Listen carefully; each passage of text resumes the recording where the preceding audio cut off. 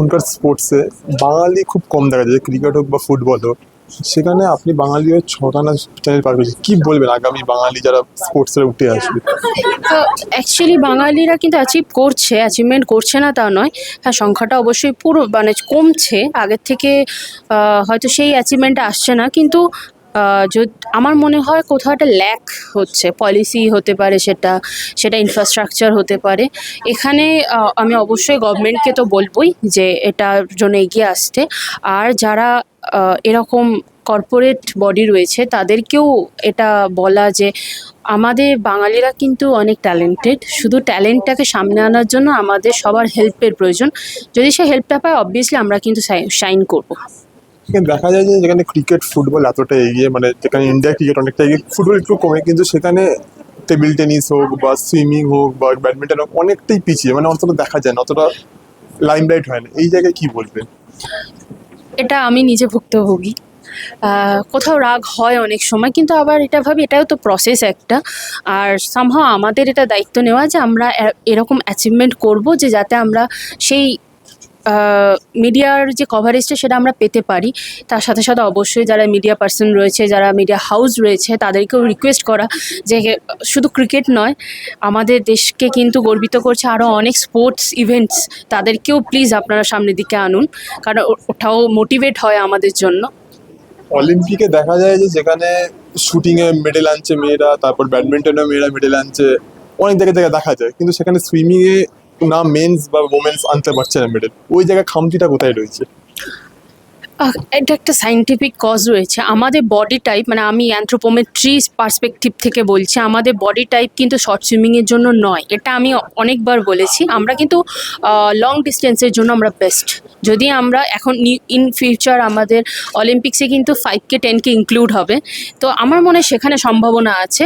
But এটা খুবই controversial একটা জায়গা।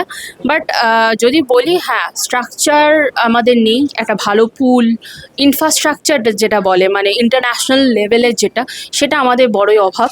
তো এটা একটু দেখতে হবে। আগামী প্রজন্মের যারা আসছে বা যারা স্পোর্টস পার্সন আসছে, তাদেরকে কি বার্তা দেবেন?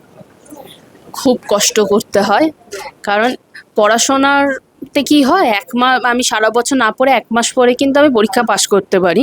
কিন্তু স্পোর্টসে যখন একদিন প্র্যাকটিস করব না, 7 দিন পিছিয়ে যাব। তো এটা কিন্তু মাথায় রাখতে হবে যে পড়াশোনার থেকে স্পোর্টস কিন্তু খুব টাফ, অনেক টাফ।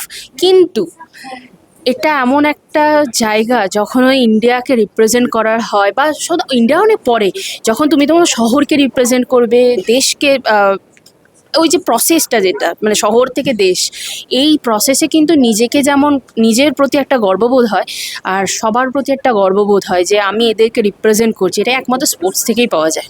দারুণ প্রোগ্রাম, একটা সুইমারকে নিয়ে আমরা দারুণ সেশন হলো। পরবর্তী মানে প্রজন্মে কি বার্তা দেবেন এই? অ্যাকচুয়ালি না, প্রত্যেকটা সেশনে আমি একজন করে একটা ডিফারেন্ট ফিল্ড থেকে আনি।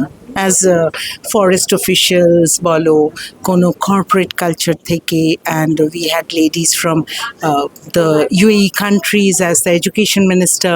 সুতরাং প্রত্যেকটা থেকেই একটা কিছু মেসেজ আছে ফর দ্য স্টুডেন্টস, আর this is open for the teachers and students. এর গল্পটা শোনার পরে আমি যেটা ফিল করলাম, so much of perseverance, so much of believing in herself. আজকে কালনা জায়গাটি এত ছোট, কিন্তু ও যেভাবে কথা বলছিল তাতে আমি ফিল করতে পারছি যে ও জলের মধ্যে কী রকম করে যুদ্ধ করে এগিয়ে গেছে। সো আমি বলবো যে স্টুডেন্টসদেরকেও এইভাবেই ড্রিম করো, স্বপ্ন দেখো, এবং স্বপ্ন দেখলে আমার মনে হয় you can't stop yourself, you need to believe yourself. এগিয়ে যাও, আর সব রাস্তাই খোলা, তুমি নিজের উপর বিশ্বাস রাখো, আর এগিয়ে গেলে you can reach what you really want to. এবং বাচ্চাগুলো স্কুলের বা কলেজের স্টুডেন্টসরা যেভাবে কোয়েশ্চেন করছে, তাতেও বুঝতে পারছি দে ফিল সো ইন্সপায়ার্ড, তাদেরও অনেক কিছু জানার আছে।